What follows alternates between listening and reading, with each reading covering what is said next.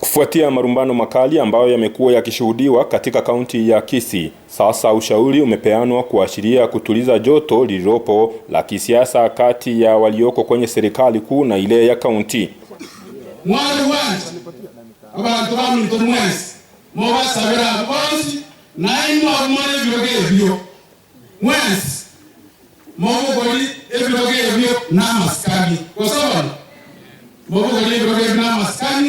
Ensomna ya komire morenga na kinda kore ibe morenga na kinda kore abantu bana baracho obo afadhali. Hivi majuzi tu ambapo waziri wa elimu Ezekiel Machogu alimkemea gavana wa kaunti ya Kisii Simbarati. Onye ni kiongozi kutumia bana baitunga bachikuogerera bande mashishi. Shetani Shetani afanye nini? Hiyo ni uongozi au ni aibu? Hiyo ni uongozi kamili. Na mimi uwe kijana ya university, uwe kijana ya college, tumelete vifaa ya kusoma. Hii mambo shilingi 400 500 na sungusu hapo, hiyo ni ugusi, ni usensi, ni upumbavu. Kama tabia KISII tutakubali hiyo upumbavu? Unataka hiyo upumbavu tukubali? Kama Machogu niwafanyie nini? Niwafanyie maendeleo, si ndio? Kama ni gavana shilingi bilioni 15, afanye maendeleo tuone, si kelele. Hapana kelele, hapana nini? Kelele ikwame KISII.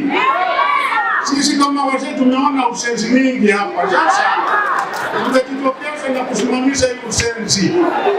Naye gavana Simbarati kwa upande wake alipandwa na mori na kumzomea waziri huyo pamoja na kamishna wa kaunti ya Kisii kwa kile alichokitaja kama vitisho ambavyo hata zikubali.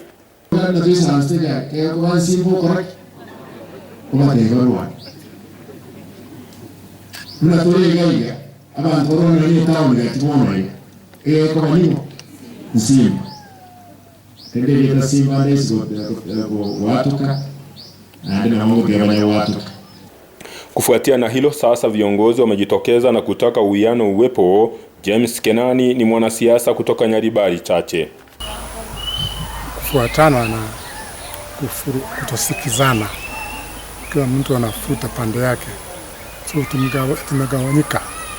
Ingekuwa bora na inaitia mwaliko our council of elders, hawa wazee na mama ambao tulichagua miaka sasa, nilikuwa miaka nyingi sana tangu bwana mheshimiwa na chai pamoja, nilikuwako hata wakati walikuwa tunatengeneza huo hicho kiti cha ufalme ya kuleta watu wetu pamoja.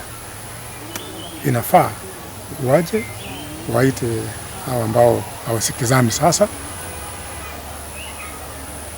wafafanue wakiwa pamoja kwa komiti ama kwa group, waje na jawabu ambalo litaleta amani. Kenani anahoji kuwa marumbano haya hayana kuu ambalo wana kaunti ya Kisii wanangoja. Siasa sasa imeingia, wanarushiana maneno. Watoto wetu ambao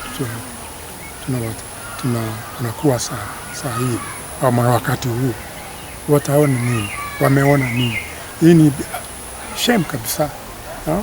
Haionekani vizuri. Hao wazee inafaa waketi pamoja, hata religious leaders au kanisa, ili jambo lipate jawabu wakati huo kama vitu havijaribika zaidi. Kulingana naye, juhudi nyingi zinafaa kushirikishwa ili kuleta umoja unaohitajika na kufanya maendeleo yawe katika kaunti ya Kisii. Maoni yangu ni wale ambao wanahusika, leaders wengine waitwe, waje pamoja, wapate suluhisho.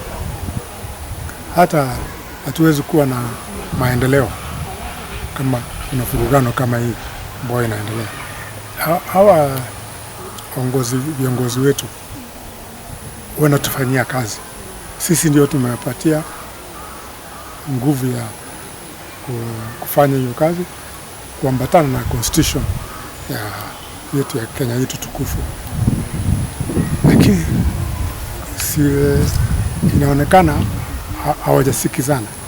Kenani amejitolea kuandaa kikao cha pamoja kati ya Simba Arati pamoja na Ezekiel Machogu ili kuhakikisha kwamba umoja wa KISII hauletwi kutokana na marumbano pamoja na vita vya ndani kwa ndani kisiasa.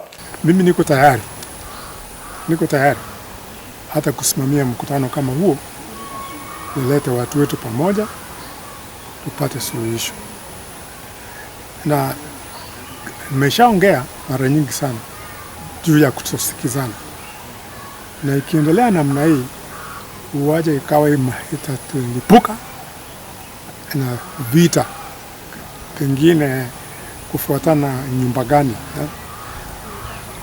vita itaingia, na hiyo itakuwa ngumu because wataharibu mali, kutakuwa na hasara, na tutakuwa tumepata suluhisho ambalo linaweza kutuweka pamoja.